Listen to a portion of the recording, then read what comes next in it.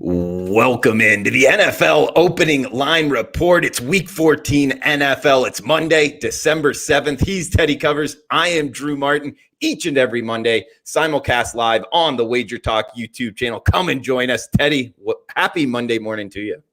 It's incredible, Drew. I swear, when I hear you go, welcome, that first thing, just I smile, dude. I'm so ready for this show every week.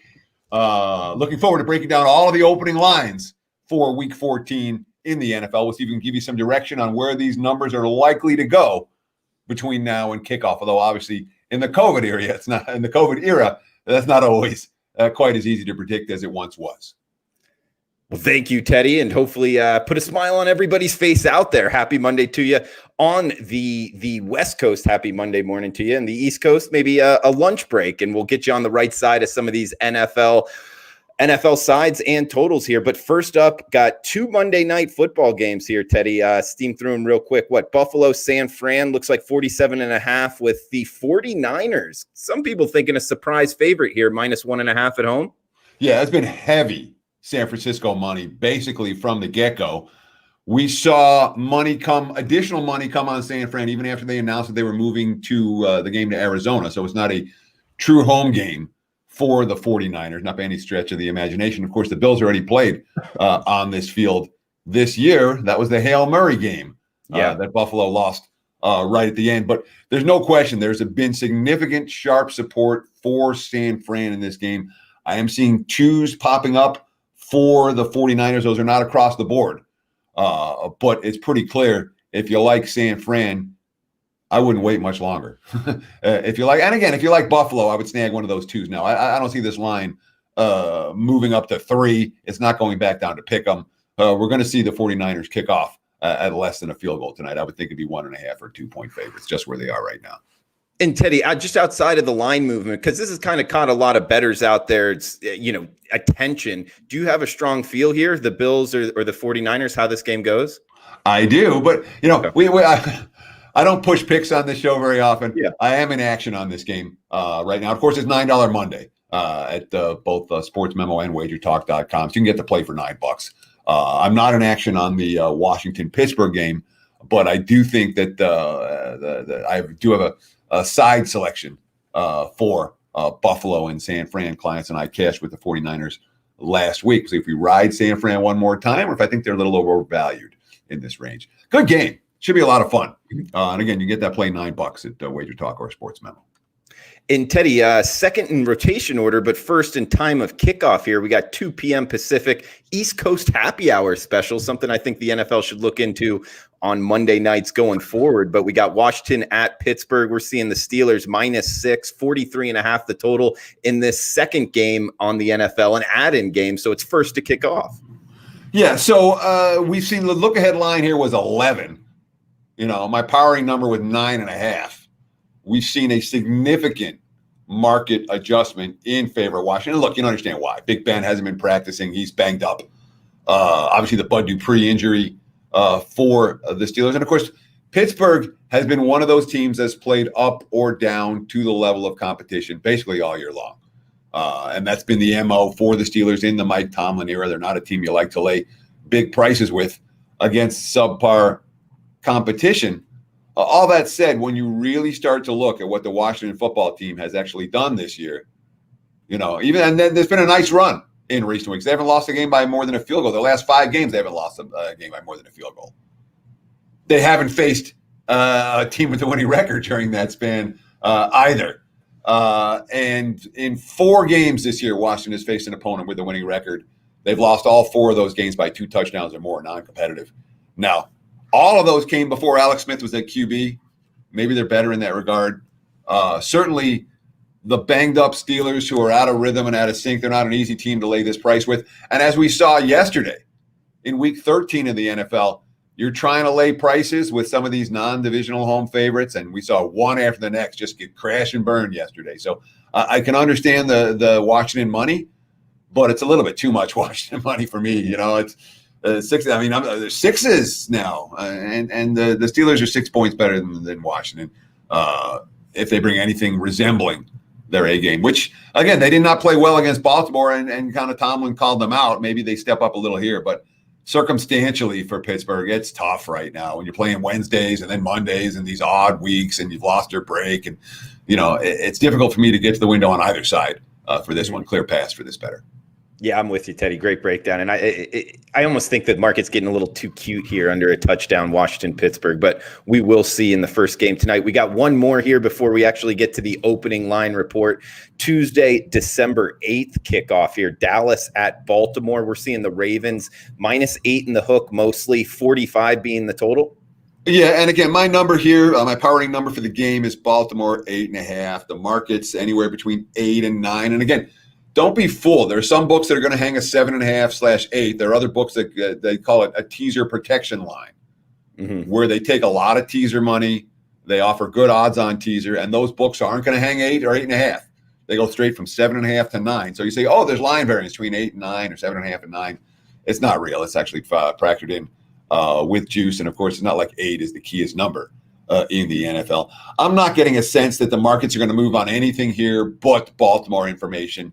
We're still waiting to see who's cleared for the Ravens and who isn't for tomorrow night's Tuesday night football game. And that, I'm sure, will affect the point spread one way or the other. But it'll be that Ravens COVID report / injury report that's going to move this number. Nothing is going to move this number when it comes to opinion about how these teams are going to play. He's Teddy Covers on Twitter at Teddy_Covers. I'm on Twitter at Drew Martin Bets. Guys, every Monday, 10 a.m. Pacific time, we are kicking off this show, the NFL opening line report. If you're watching on replay, feel free to drop a comment below on the YouTube channel. And if you're watching live, come and join us in the chat box. We got Pie Guy, John, Tuck in the house, Ryan S., Mike Teets, Rara as well. Guys, all welcome in. Too many to name. Appreciate you joining us. Let us know where you think these lines are going as well. The over-under is set on emergency betting alerts at 2.5. So hurry up and get your bets in. A little sharp money towards the under. And by the way, I'm just going off that number off the top of my head. Teddy and I did not talk about this beforehand, so we will see. And let's start it off here, Teddy. We got the Thursday nighter, the New England Patriots. They're showing some life at the LA Rams, -6 here. The Rams at home, 44.5 the total. Short week for the Patriots, but they are staying on the West Coast, Teddy. I kind of like the path in this spot, but I'll throw it over to you, buddy. So look ahead line here was the Rams -6.5. I had the Rams cashed with them. The clients and I cashed with them yesterday, and yet my number only came 4.5 for this ball game. At the open, it looked like there was a chance this was going to go up. I don't think it's going to go up. And there are a couple of factors in play. And it's not like this line's about to crash from 6/6.5, but we're not seeing 7s for the Rams. One, you talked about how the Patriots stayed out west, which is a huge deal. They're staying in LA heading into the short week.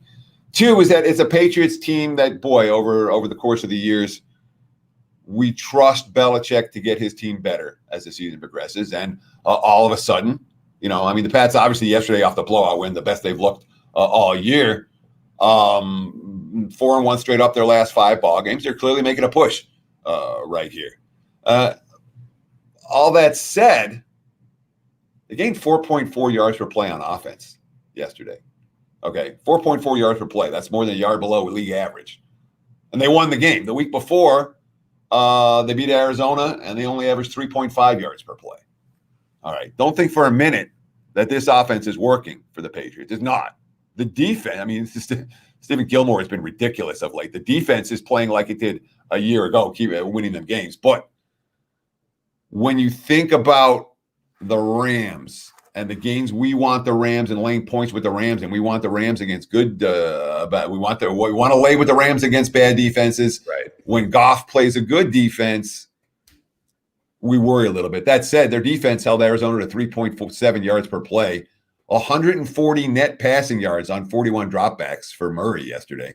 Really impressive performance from that Rams pass defense. And it's not like the Patriots offense is working right now. I wouldn't be surprised to see some under money in this game. The 45s of the total are already gone. At the open are gone. 44.5, the prevailing number now.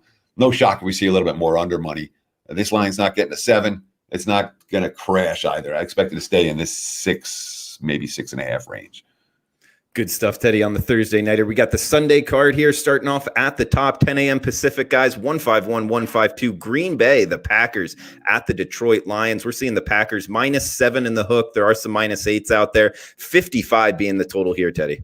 Last note about the Rams. I always do this, the Rams and the Patriots.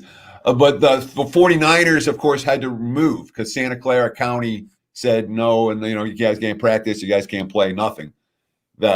That doesn't appear to be the case for LA County. It looks like the Rams and Chargers are going to be allowed to play at home for the foreseeable future. So we're not going to see that game for the Rams move out of LA. Let's talk Packers and Lions. The look-ahead line here, and again, we talk about the look-ahead line. These were bettable lines that were posted last week before the games, before the Week 13 games were played. I use the Westgate numbers. Multiple books have them, but the Superbook numbers are the ones I've always used. Look headline here was Packers -7. My powering number is Packers -7.5. The market's already up. They were up 8. There were 8.5s out there. They're gone now. Mostly 7.5s out there. I don't think it goes back down to 7. Very positive quotes from the Lions talking about Darrell Bevell in his first game as their head coach. Bevel talking about, it was just a crazy, amazing week. I couldn't be happier with how they did today. I told the players from day one, we had a windshield with no rear view mirror, so we're not looking back on anything that happened in the past. And remember, the Lions trailed 30-20 in the fourth quarter, and then Stafford threw a pick, so they trailed 30-20, and the Bears had the ball, and they rallied to win. And boy, after the game, the quotes, Stafford talking about Bevel. I think his energy is infectious and the guys feed off it. And I really appreciate him as a person. And I'm just happy he helped us get the win today. Guys went out there and played fast and free. And it wasn't perfect, there are plays we want back, but never quit, never really looked at the scoreboard, just kept playing and let all of it kind of figure itself out. And it did. Worth noting, Stafford now has 31 fourth quarter comebacks, the most in the NFL since 2009.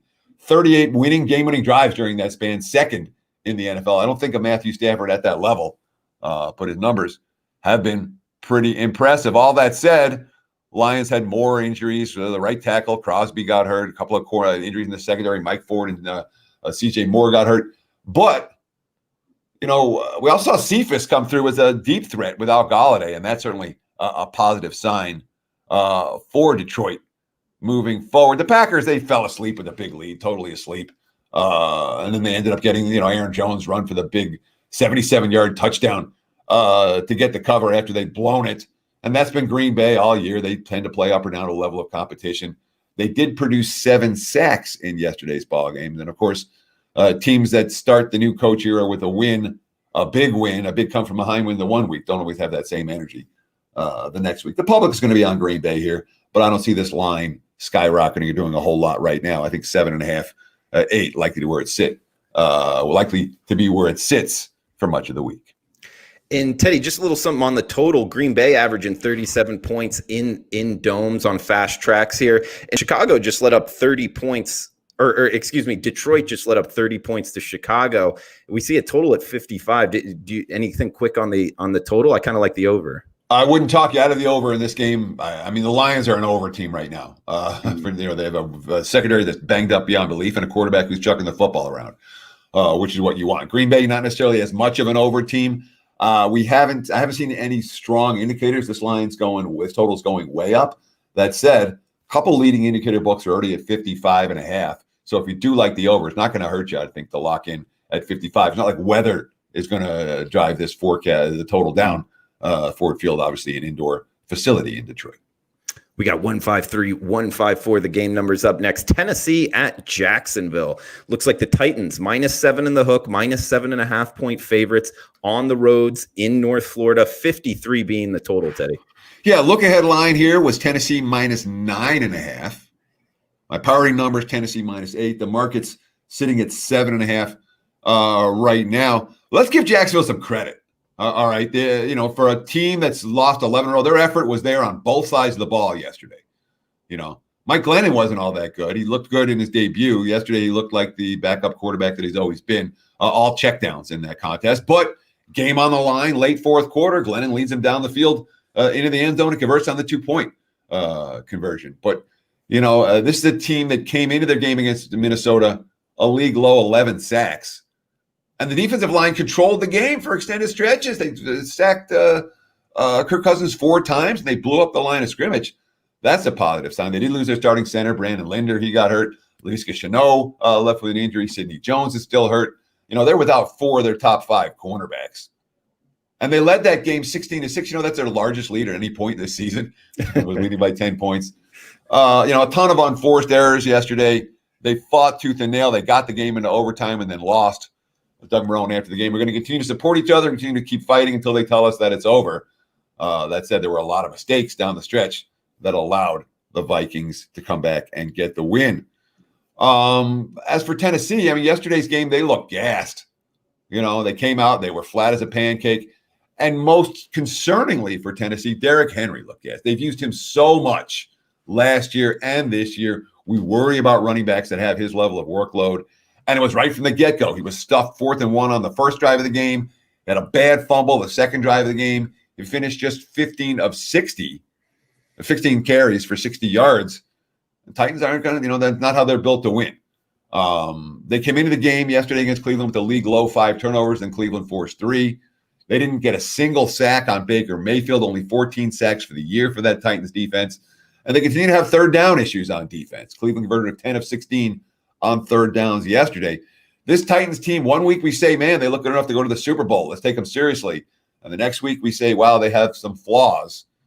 The markets are kind of saying that too. It's not like the Jags are going to get a whole bunch of money here. I don't think this goes down to 7 necessarily. It could. It wouldn't shock me. But I'm not seeing that that's going. I'm not going to say you got to bet Jacksonville now if you want them. But all that said, for a divisional opponent, one would think, again, the Jags' effort's been there week in, week out. If Tennessee's gassed, I don't know. The bottom line is, if you like Jacksonville, it's not going to hurt you to take plus 7.5 today. I don't think you're going to see much better of a number than that. If you like the Titans, you probably hold up and wait and see if you can find a -7. That hook can hurt you sometimes. Can hurt and help. An important hook on the 7. We got Dallas at Cincinnati up next. We're seeing the Cowboys mostly -3 in the hook here, Teddy. There is a -4 out there. 43.5 being the total. Cincinnati, the home team here. Yeah, and this is a very limited market right now. We don't have info on the Cowboys, and the Cowboys obviously play on Tuesday Night Football. And it's been so long since we've seen Dallas. We haven't seen Dallas play since Thanksgiving. I was sitting there trying to remember what did Dallas do? How come I can't remember what Dallas did? It's been so long. They almost have 2 weeks off with a non-bye situation for the Cowboys, so they will be relatively they're not going to be relatively fresh next Sunday because they play on Tuesday. But for the game that's coming against Baltimore that we just talked about a few minutes ago, they will be relatively fresh. The Bengals were awful yesterday. The offensive line completely overmatched against Miami. Brandon Allen got hurt. Don't know if he's going to go. Ryan Finley came in, and it was pretty rough. Bengals with a lead at halftime this season, 1-5 straight up. Ooh, that's not good. Zach Taylor, 4 wins in 2 seasons as Cincinnati's head coach. And, by the way, Jonah Williams, who's been, their first round, their number 1 pick in 2019, was hurt all year and then has played well this year. He got carted off the field with a knee injury. So you have offensive line injuries, quarterback injuries. There's a lot of issues with Cincy right now. There's a reason that they're the home dogs of more than a field goal to a Dallas Cowboy team that no one wants to lay more than a field goal with. Yeah, it's kind of funny to see an NFC East team on the road favored by more than 3 points here, but we get it in Cincinnati on Sunday. We got Arizona at the New York Giants up next, Teddy. We got the Cardinals, -2 or -2 in the hook, depending where we're shopping, 45 being the total here. Yeah, so for what it's worth, by the way, when it comes to the Bengals, I've got them priced with the Jets right now, at the very bottom. Wow, okay. Yeah. Let's get a doodly-oop. Doodly-oop. Yeah, okay. Let's talk about the Arizona Cardinals and the New York Football Giants. Daniel Jones is going to play, okay? And if Daniel Jones plays, the Giants are going to take some money. And there's lots of books that don't have this. It's sitting at 2.5 right now. And I hate to doodly-oop on a 2.5 when I'm talking about the dog. But Daniel Jones is going to play, and when Daniel Jones is going to play, it means the money's going to come on the Giants. Colt McCoy wasn't any good yesterday, but the Giants' defense was able to blow. Colt McCoy really wasn't good yesterday.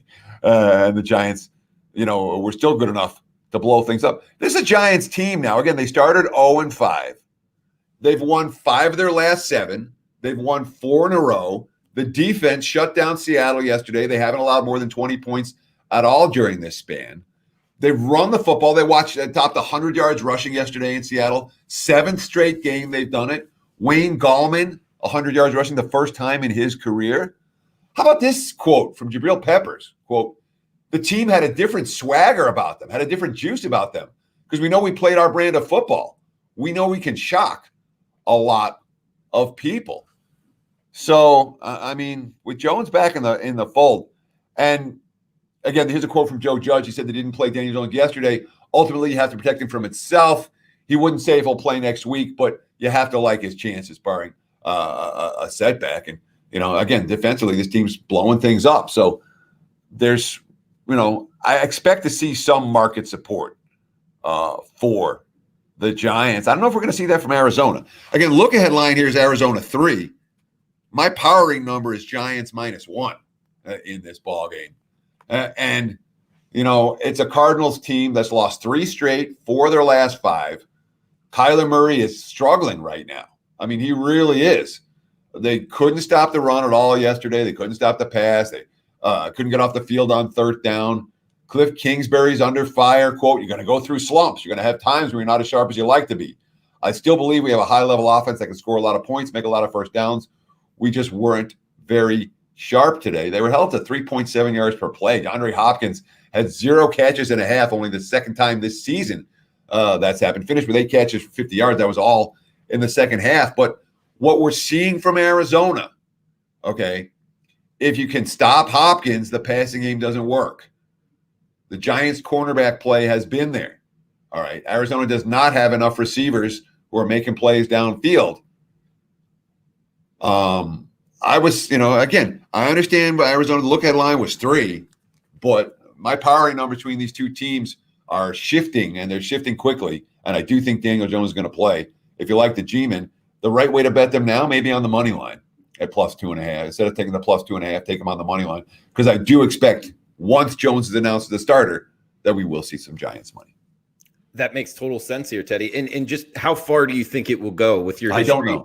Okay. Would you say it could be a flip favorite by kickoff? Is that possible? I don't think so, because I think there'll be enough Arizona support, which is why I'm suggesting if you like the Giants, maybe you look at the money line right here.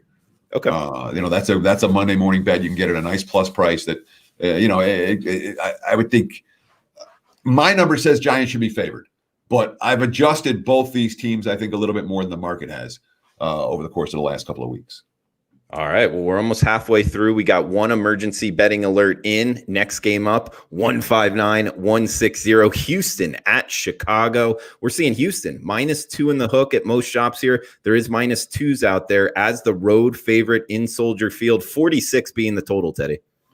So I don't know how either one of these teams gets back up after what happened to them yesterday. Look ahead line here with Houston -1.5. My powering number is Houston -2, and the markets are right in that range, 1.5, between 1.5 and 2.5 on this ball game. The Bears were 4 touchdowns and 4 tries in the red zone yesterday. They won the rushing battle 140-60. They led throughout, and they found a way to lose. Trubisky was the better quarterback. Trubisky was better than Foles, but Trubisky makes the mistakes at the crucial time. That happened yesterday. Their win expectancy changed by more than 50% after Trubisky fumbled from inside his own 20-yard line late in the fourth quarter. His quote, I think I was in shock a little bit. I thought we were pretty much in control the whole game. I was just in shock because I felt like we were going to win that one. Yeah, you would have won that one, but you gave the game away. The Bears had more points at halftime yesterday than they had in 6 entire games. The offense worked. Now the defense stinks for Chicago. That's a problem.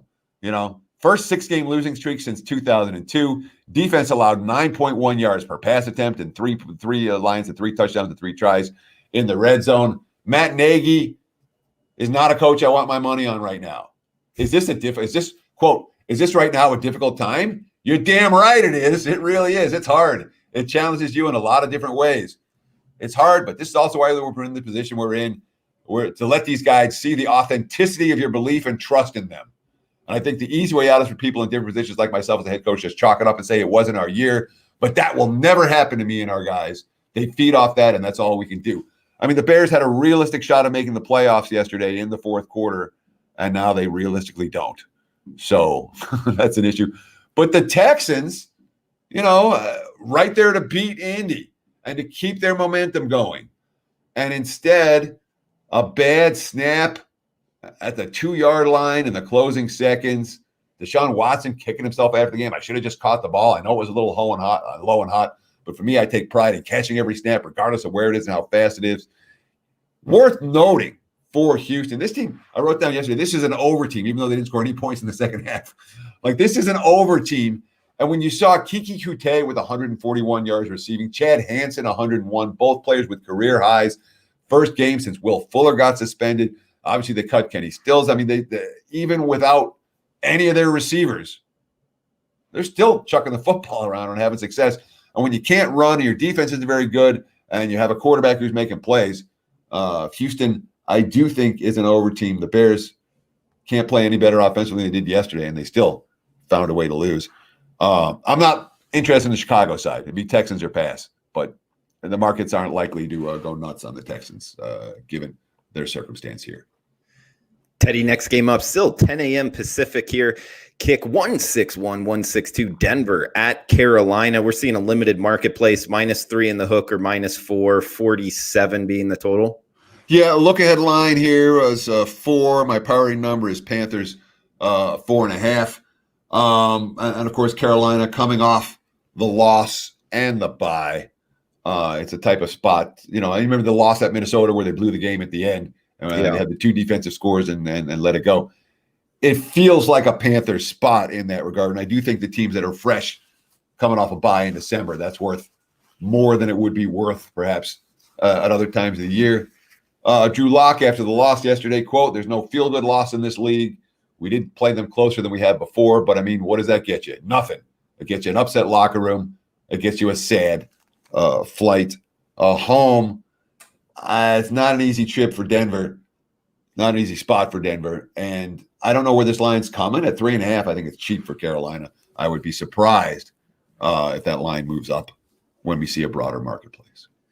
Teddy, we got Minnesota at Tampa Bay up next. We're seeing the Buccaneers -6 in the hook at home, Raymond James Stadium, 52.5 being the total. Can you doodly-oop for me? I got a new one. Doodly-oop, emergency betting alert. Yeah. If you like the Bucs, bet them now at 6.5. And I'm not convinced it's going to go to 7, but I am convinced it's not going to go lower than 6.5. So it's one of those situations where you're going to be in better position. We're seeing resistance to go to 7 right now, which is telling me I'm not convinced it gets there. But Tampa, off the loss, off the bye, it feels like a spot where the markets are going to be interested in this Bucs team. All that said, look headline 6.5. My powering number only 4.5 for this game, and it's Minnesota in a different spot. It's Minnesota. They've been home favorite. They've been flat as home favorites repeatedly. And you look at their last 3 games. They lose at home to Dallas, 31-28. Defense doesn't play well. They had to sweat out the 28-27 win against Carolina. The Jags take them into overtime. All right. Mike Zimmer, quote, "This team will fight." I do believe that. Obviously, there's a lot of things we need to clean up, and of course, the 3 teams that they've struggled to beat are combined, 8-27. Zimmer, quote, again, "The last 2 weeks coming to the locker room, and it's more relieved than excited." That's probably a good thing because I think they know where they're at in this world right now. They won, 5-1 in their last 6 games, Minnesota. They're legitimately live for a wild card berth in the NFC. They're back to 500. They have, in my mind, the offensive rookie of the year in Justin Jefferson, who topped 1,000 yards in 12. And I understand Herbert's getting the hype. Okay. Jefferson's been sick for Minnesota. He's the reason why they're 6-6 right now. Instead, why they're a playoff contender, and Herbert hasn't done that for the Chargers. So I'm giving my vote to Jefferson. He's been ridiculous. Now, but we had injuries from Minnesota yesterday, and a big one. Eric Kendricks hurt his injury in pregame warmups. He's a Pro Bowl linebacker. You know, you had Kirk Cousins and Dalvin Cook screw around with miscommunication. You had a fumble at the 1-inch line in that game. You had a false start. There were many issues. They had a false start from the 1-inch line at home without any crowd noise, you know, and it's like, come on, guys. You had Dan Bailey miss extra points and field goals, and you have Tampa coming off losses and a bye. So how about this? Kirk Cousins, number 1 in the NFL in passer rating from week 7 to 12. Number 1 in the NFL. Better than any other quarterback. Kirk Cousins, the longest current streak in the NFL, most consecutive seasons with 3,000 passing yards and 25 touchdowns. Talk about Matthew Stafford putting up these career numbers and how many comebacks he's had. You know, we always think of Stafford as a good but not great QB. And Cousins has always been in that same boat, good but not great. This year, with Dalvin Cook in the running game, he's been closer to great. And, of course, concerns for Minnesota, their offensive line stunk yesterday. I mean, really. Cousins was sacked 4 times by a team that entered the game with a league low in sacks. But there were enough positives for Minnesota. And, again, they got the win. But I would expect some market support for Tampa. It's a questionable emergency betting alert, but this much I'm convinced. If you like the Bucs, it's not going to hurt you to lay the 6.5. Now we're not going to see a groundswell of money for Minnesota. You like that. You like that. Kirk Cousins with the 7 through 12, was it? Number 1 passer in NFL? Yeah, so it was. I saw that it was broke down the league's leading passer rating from weeks 1 to 6 versus week 7 to 12. And there's Cousins right at the top, 7 to 12. Number 1. Good ahead of everybody else. Yeah, man. We got 165, 166 up next. Still 10 a.m. Pacific kick here. We got Kansas City, the Chiefs, at the Miami Dolphins. Interesting handicap here, Teddy, with the Chiefs. -7 in the hook. There is a -7 out there as well here in Vegas. 49 being the total, Teddy. Yeah, and let's doodle you, but yeah. Doodle-oop, emergency betting alert. Grab a 7.5 now with Miami. There's enough 7s out there to make me think the markets are moving in that direction. And of course, Kansas City continues not to cover point spreads. The Chiefs now, what's it been? 4 consecutive wins, no covers for Kansas City. And when that happens, it couldn't be clearer. Yeah. The markets are telling you this team's overvalued. You can't bet them. The markets know that. And Miami, defensively, I mean, again, they scored 1 offensive touchdown yesterday and covered double digits. Okay. Now, I know they have offensive line injuries. Flowers got hurt yesterday.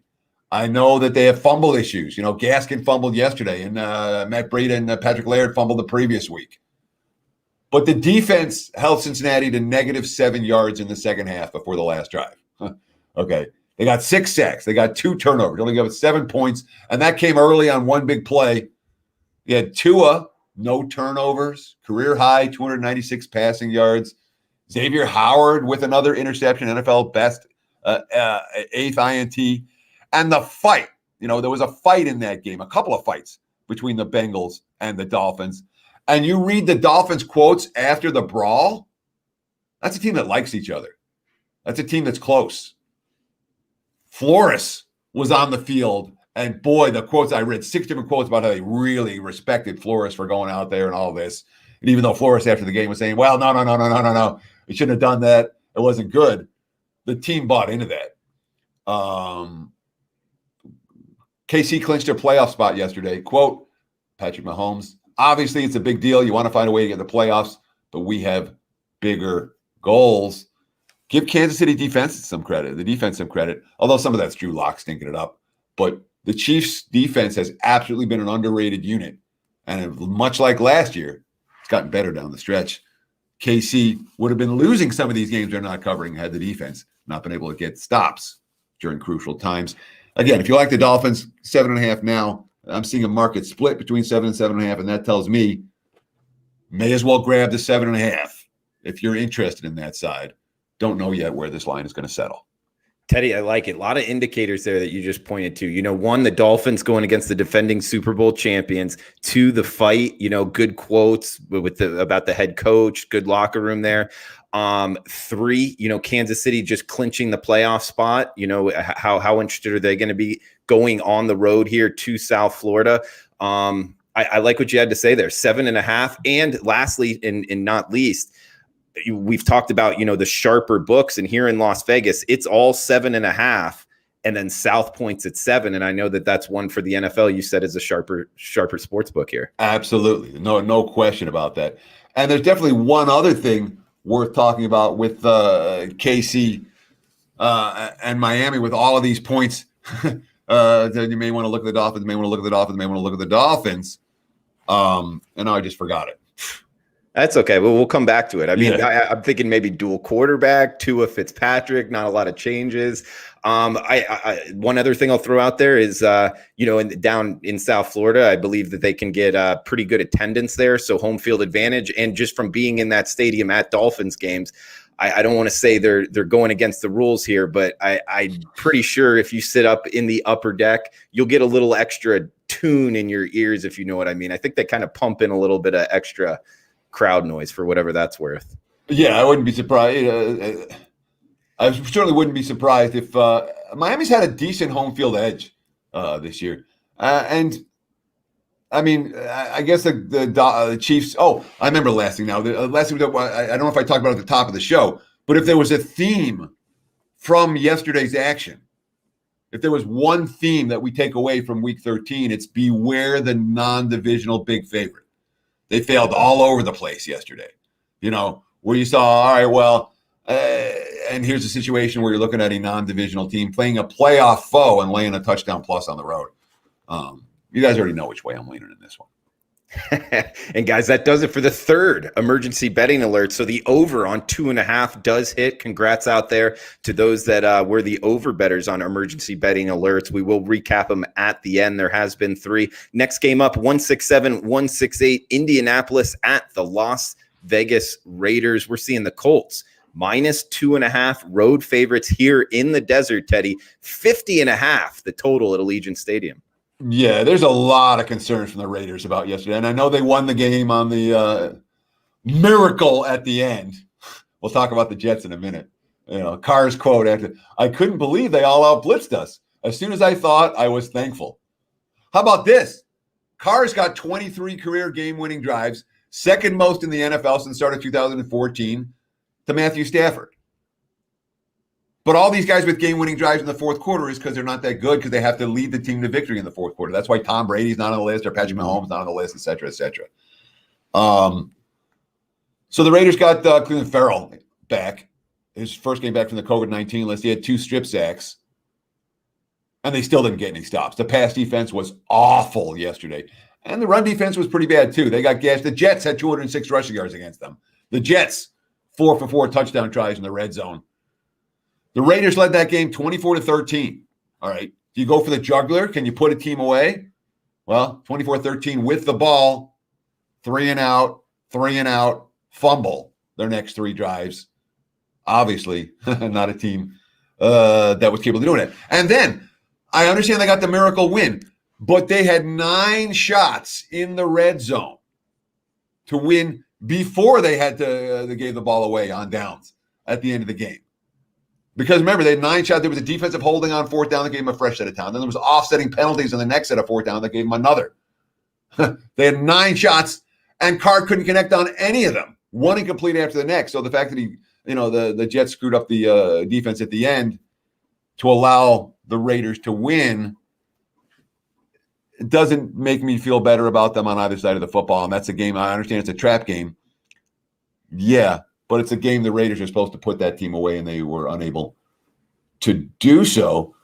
Indy talked about Anthony Costanzo as an impact injury as a left tackle. And then LaRaven Clark, his replacement, got hurt yesterday, I should say. And as soon as Chaz Green came in as a left tackle, the offense stopped working. They didn't score a point in the second half. Don't know yet how bad Clark's ankle injury is going to be, but the Colts could be playing the stretch run of their season with a 3rd-string left tackle trying to protect Phillip Rivers blindside, that's not necessarily a good sign. Although Indy's defense did play well yesterday, and I'm not surprised the Colts are the favorites here. Look ahead line here, Indy 2.5. My power rating number, Indy 1. I'm not convinced this number is going to get up to 3. And the fact that it hasn't yet tells me that there's at least some resistance to that. So this is not an EBL, if you like, Indy. I'm not convinced this line's going up. And Teddy, I mean, you bring up that last play, I guess you could call it a Hail Mary type situation with the Jets all out blitzing the Raiders. One, I just want to say, like, the offensive line and the blocking protection was great. They picked up every guy there, and David Carr did a good job of stepping up and leading the receiver. It was a great throw overall by the offense. But one question I have to you, do you think the Jets at even a little bit wanted to lose to get the first pick, or no way? Ownership may want to tank. Mm-hmm. All right. Fans may want to tank. There isn't a player out there that wants to tank. Okay. If you're talking about players, remember, the top draft choices are going to come in and take their jobs. Okay. Not a player out there wants to tank. From a coaching staff standpoint, I'm not convinced, Gase isn't going to be there next year. They knew that. He knows that. Coaches are playing, in theory, they're supposed to save their jobs. Look at how many years Dan Quinn saved his job by not tanking at the end of the year. Mm-hmm. So I don't think coaches tank very often. I don't think players tank very often. Now, the effort might not be there, but in terms of outright tanking, finding a way to lose, the Jets weren't trying to find a way to lose that game. That's why Greg Williams got fired yesterday. We'll talk about the Jets right now because they're up next. 169-170 New York Jets at the Seattle Seahawks. We got Seahawks minus 13 in the hook, 47 being the total in the Pacific Northwest. We're putting the Jets cross country now, but they are catching near two touchdowns, Teddy. Yeah, look at line here with Seattle 15. My powering number is 13. We're looking at 13.5 right now. We haven't seen any indications this is going to 14 just yet. So you know how when I'm watching NFL games, I'm taking notes. I just type down numbers on all the games I'm watching. I type this in the second quarter. 20 years later, Greg Williams still blitzing on defense, leaving opposing wide receivers wide open. Wrote that in the second. All right. It just did so much right yesterday. The effort was there. They rallied from behind. They run the football. They scored touchdowns in the red zone. And then the defensive coordinator I'll call it unconscionable. Okay. Unconscionable. All right. It wasn't a situation. I'll put it this way. It was unprecedented in recent NFL history. According to the ESPN stats and info research, there were 252 pass plays attempted under similar circumstances in the last 15 seasons. The Jets were the only defense to send more than 6 rushers. They sent 8. It was a cover 0 blitz, no deep help from the safety. And the 3 defenders that Williams left in man-to-man coverage, 2 of them are rookies. One of them was an undrafted rookie, and he's the one who was one-on-one with Ruggs. Of course he got beat. Mm-hmm. It was a stunning call. It's a type of call that you're supposed to get fired. And Marcus May, the team captain, I felt like we could have been in a better call. In that situation. The Jets fought so hard for that game. They really did. They wanted that win, and the coach made a bad call and it cost them the game. I don't know if they're going to have that same level of effort this week. The markets don't know either. They might. Seattle certainly didn't look like a team you wanted to lay points with yesterday. Very flat. Russell Wilson sacked 5 times. Receivers not getting open. They were down to their 4th string right tackle by the 4th quarter, and Chad Wheeler got lit up in that ball game. We'll have to see if Brandon Shell is available to go this week. And all of a sudden, we wonder, was this team as good as we thought they were to begin with? Or is it just Russell Wilson's being brilliant and DK Metcalf making ridiculous plays that allowed them to win a bunch of coin flip games earlier in the season? Is this a Bears-like mirage without the Bears-like collapse? Hot start, not that good a team. Home field's not worth very much at all. And this quote really stood out to me from Pete Carroll yesterday. I'm really surprised that this is how we looked against the game plan they had. I thought we could do a lot of stuff that just didn't happen for us. Back in the day, when the Seahawks were going to Super Bowls, They were a really good halftime adjustment team, a really good at making adjustments on the fly in games. I'm not seeing that from this year's Seahawks team. When they're coming with a bad game plan, the bad game plan is still there for the second half. That was certainly the case in yesterday's ball game. In theory, a bounce back spot for Seattle. The markets aren't quite so convinced. He's Teddy Covers on Twitter at Teddy_covers. Check him out, Sports Memo or WagerTalk.com. He's hot in the NFL the last 5 weeks, 77%. Also rock solid 64% in college football the last 3 weeks, 63% NFL 5%, and 213 and 162. That's 57% in the NFL since week 1, 2015. That's my favorite stat there, guys. Long term in the NFL, beating the betting markets at a 57% clip. Check them out both at Sports Memo and WagerTalk.com. Next game up here, Teddy, 171-172, Atlanta at the LA Chargers, not the San Diego Chargers. That would be the LA Chargers, Teddy. -2.5. That's the Falcons on the road, 50 being the total. A look at line here was Pick'em. My powering number is Pick'em, and the markets have crashed on the Chargers. I mean, that's, the Chargers got getting a lot of love. Oh, no show yesterday, bang.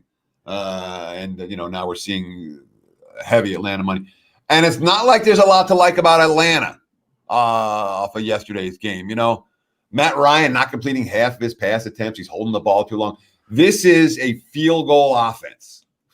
Mm-hmm. All right, it is. And we saw it again. They got the ball back. They had a chance to win the game. And, had their 2nd and 2 with the Saints 13. And then Todd Gurley gets stuffed. Again. And then Matt Ryan throws into the end zone incomplete on 4th down. All right. They just, Atlanta is coming off their best defensive game of the year against the Raiders, 5 turnovers and 5 sacks. Against Hill and the Saints, they got gashed for the entire first half. The second half didn't matter all that much. When you have Calvin Ridley and Julio Jones in the field together, it should be impossible to stop. They had more than 200 receiving yards between them, and the team scored 16 points at the end of the game. That's Atlanta. So it's not like you're getting a whole lot of bargains there. But, and again, we talked about the issues for San Francisco. LA County not making those same restrictions. The Chargers are likely to be able to practice and play at home. Chargers special teams on full display again yesterday. Ranked dead last in the NFL in special teams going into the game. They just fired their special teams coach. And lo and behold, they have George Stewart was replaced a week ago, and now they have the worst DVOA in special teams of any team in the last 20 years.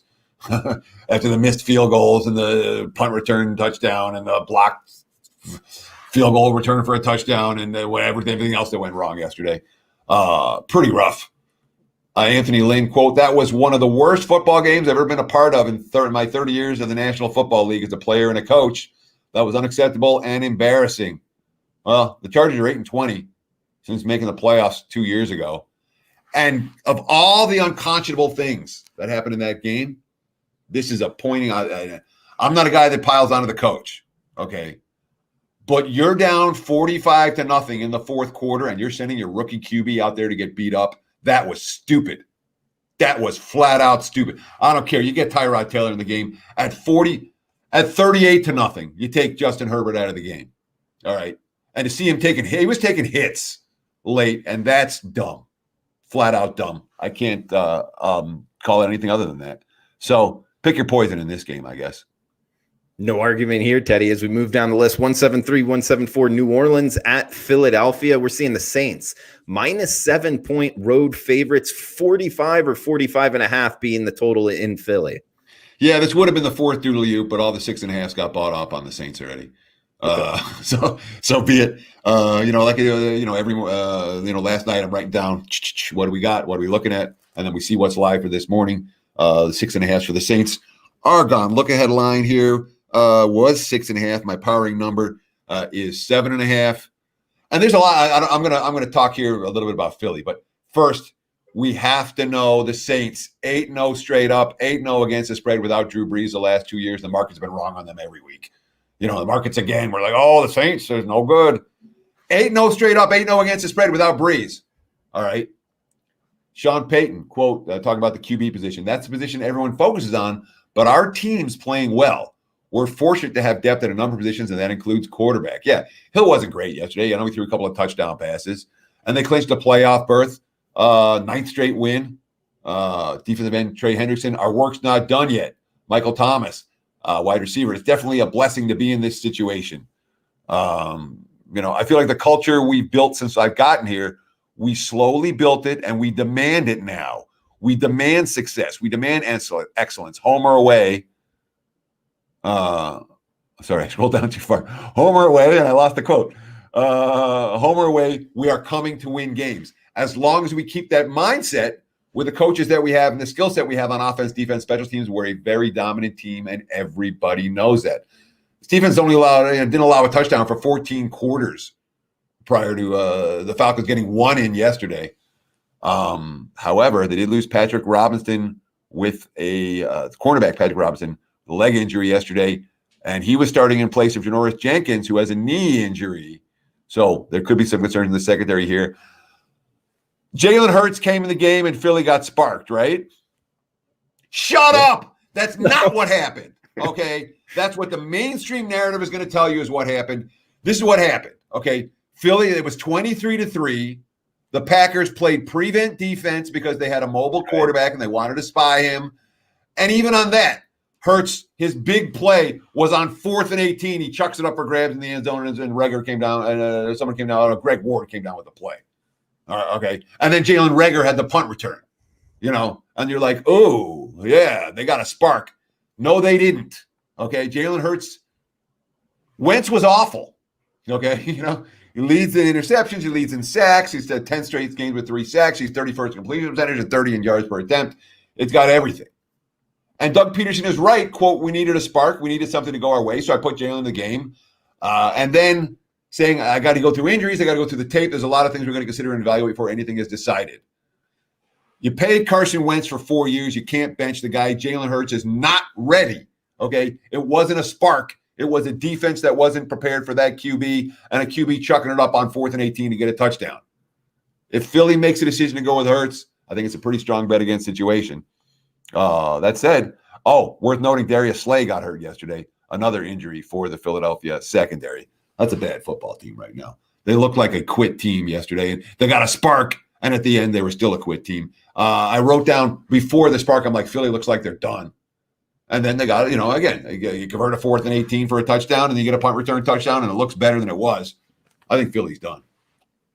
So you think Philly's done no matter who plays quarterback, and yes. You don't think it matters when? I think it's bad. What happened yesterday is going to be bad news for them moving forward. Now you have a split locker room. You're going to have some guys want the spark. You're going to have some guys want Wentz.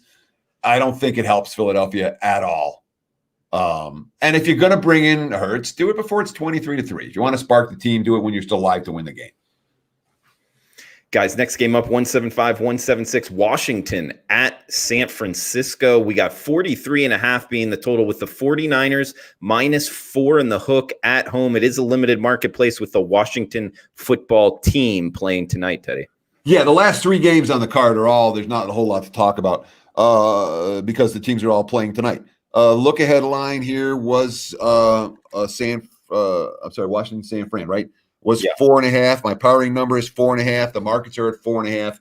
And we're just going to have to see what Washington and San Francisco look like tonight because they haven't played this week, so we can't look ahead to what I can't give you an assessment of what the market's going to do after what happens tonight. No idea where this number is going to move. It's likely to move one way or the other based on how either Washington, if one team looks good and the other team looks bad, it'll be higher, et cetera, et cetera. You can make 2 bets. If you like the 49ers tonight, you may want to bet the 49ers here. If you like Washington tonight, you may want to bet the Washington here. But from an analysis standpoint, on a Monday morning, there's not much I can do with this point spread just yet.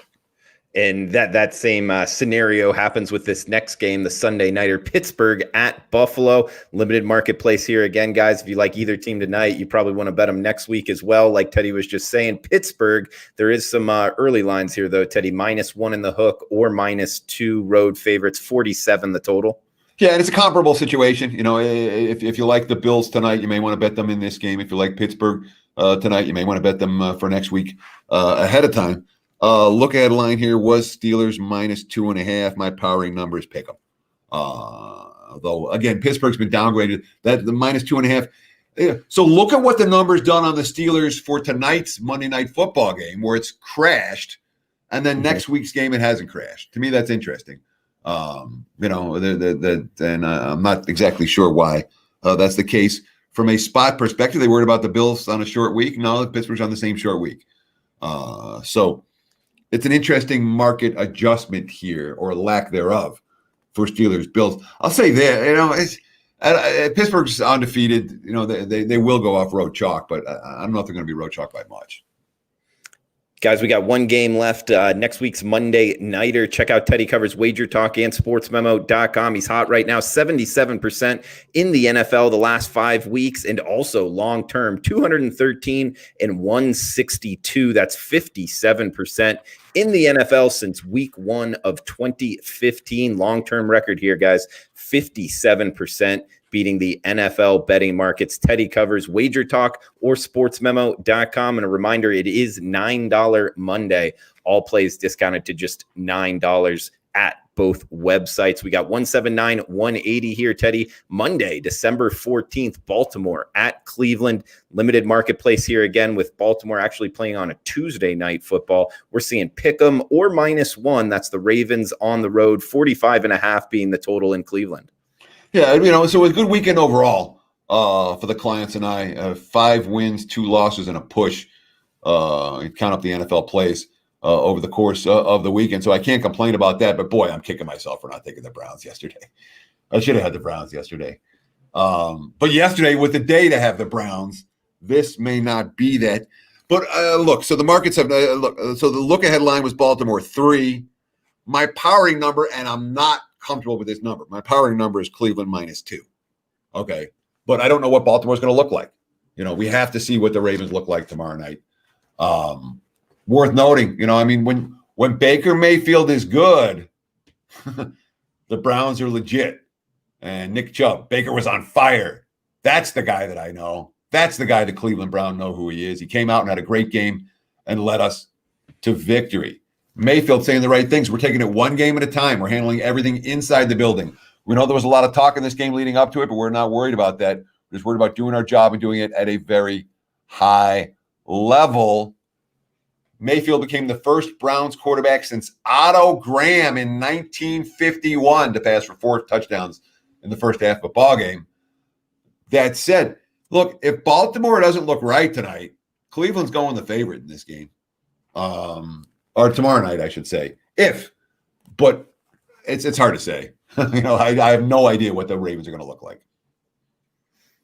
Teddy, that does it for the opening line report. Good stuff as always, guys. Appreciate you joining us. If you're watching on replay, feel free to drop a line in the comments below. We're going live each and every Monday, 10 a.m. Pacific time. NFL opening line report. Teddy Covers on Twitter at Teddy_covers. I'm on Twitter at Drew Martin Betts. Feel free to reach out. Any questions you got, happy to have you. Huge shout out to the chat box. Scott, Birdie. We got Brent Hall as well. Johnny Outlaw coming in. All you guys, appreciate you. Christian Larson as well. And come back and join us next Monday. If you're liking the content, please smash the like button on your way out. Teddy, anything you want to throw out there before we shut this down? I just want to say thanks, guys. Thanks for taking time out of your day to hang out with Drew and I. We enjoy doing it. This show's always free. It's always going to be free. I'll give you every bit of information I possibly can over the course of 55 or so minutes. The only thing we ask, just give us a like, and if you can, tell a friend. And comments, anything like that really helps in the algorithms and all of that. So any comments you want to make, any likes you want to give, any chance you have of just sharing the opening line report with someone that you know, we genuinely appreciate it. Thank you. And good luck tonight. Good luck all week. Guys, in review here, emergency betting alerts. We got the New York Giants +2.5. Teddy, maybe recommendation there towards the money line on the Giants. Tampa Bay -6.5. Emergency betting alert. Miami Dolphins +7.5. Those were the 3 emergency betting alerts. Over on 2.5 does hit. Teddy, any last closing thoughts last time here after the review? No. All right, guys, that does it for the opening line report. Coming back and join us next Monday.